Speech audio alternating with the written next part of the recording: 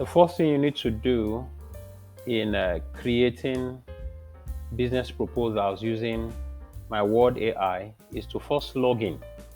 After logging in, you click on create content. This is create content by the left panel. Click on create content. After clicking create content, the first thing you see here on this horizontal tab is the business. Click on the business and then it will open up. Then you can see it here on this tab.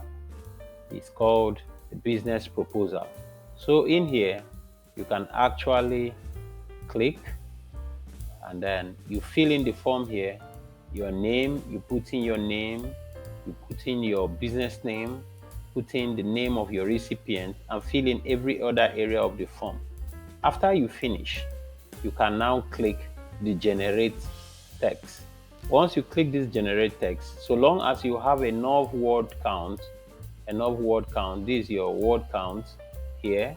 If you click there, if you check there and you have enough word count, your work is as good as done. Instantly, it creates a kind of proposal that can be acceptable globally.